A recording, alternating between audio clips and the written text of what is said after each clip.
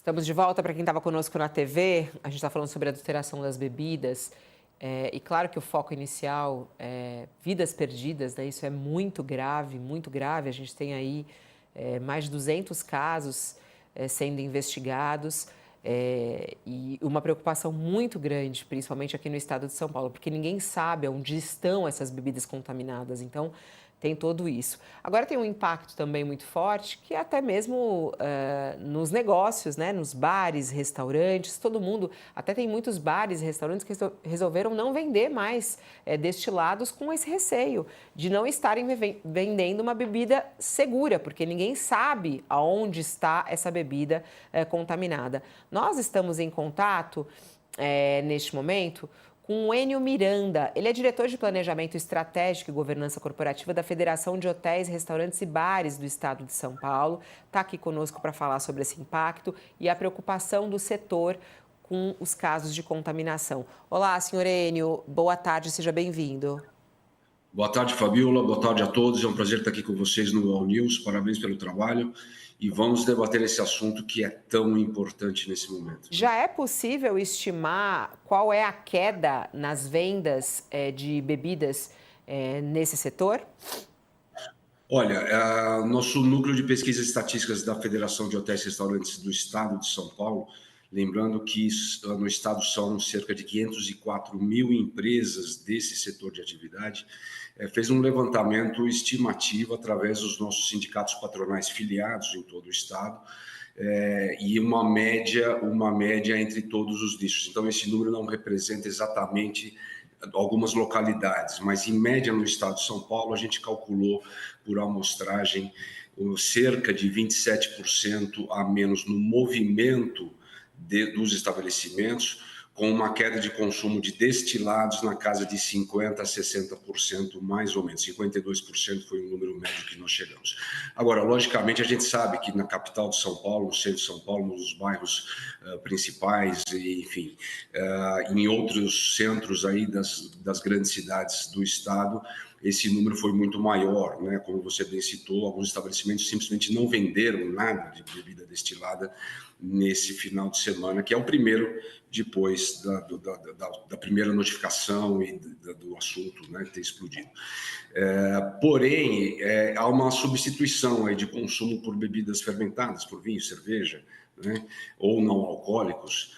Então, há uma substituição aí no faturamento, mas há uma queda muito importante.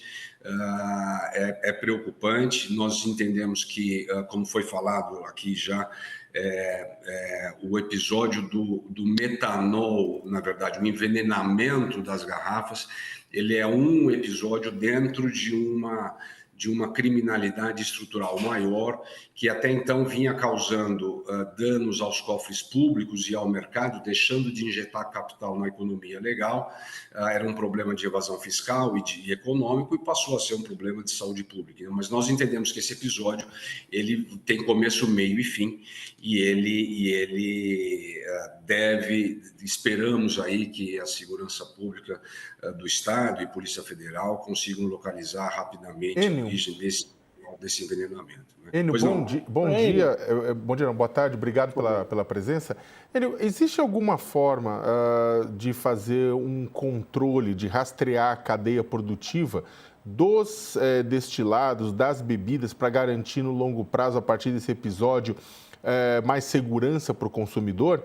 Né? Eu imagino, inclusive, que grandes estabelecimentos, bares, restaurantes já devam fazer isso, né? Agora, você também tem os pequenos, que são a grande maioria. Existe alguma forma de garantir um rastreamento da cadeia produtiva de uma forma eficaz?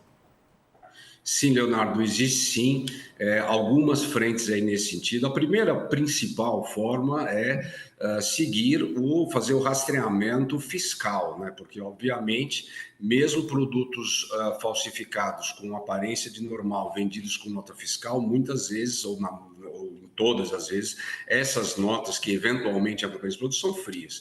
Então, a primeira questão é uma questão de Fazenda, do Estado e Receita Federal. Né? Mas é muito bom citar, porque nós estamos já pleiteando há algum tempo o retorno do Sicob, que era o Sistema de Controle de Produção de Bebidas, controlado pela Receita Federal, com aqueles selos feitos pela Casa da Moeda, que se extinguiu esse órgão em 2016. Ele é muito importante a partir de 2016. O volume de falsificação, adulteração ou contrabando ou outros desvios aumentou muito, vem aumentando bastante, como vocês citaram. É uma substituição, inclusive, de receita do grande crime organizado. Não que toda essa massa dos 36% de bebidas falsificadas ou contrabandeadas no Brasil seja do PCC, como foi falado, que na verdade não temos nenhuma informação sobre isso. Mas, obviamente, existem os pequenos, os médios e os grandes. A informalidade é muito grande. E também, Leonardo, além do rastreamento fiscal, né, que é fundamental, do Sicob, há mecanismos aí, através de códigos QR de traqueamento, que possa deixar o consumidor mais confiante, mais seguro, divulgação de listas de fornecedores, de toda a cadeia de fornecimento, quer dizer, uma lista positiva publicada pela indústria poderia ajudar muito nisso. Então, tem várias medidas aí que nós estamos conversando intersetorialmente e também um diálogo bastante profícuo com o governo do Estado, né? Agora, Enio, se há bebidas adulteradas, é porque existe mercado, né? E se há muita bebida batizada, é porque compra-se o produto ilegal em grande quantidade. Perfeito.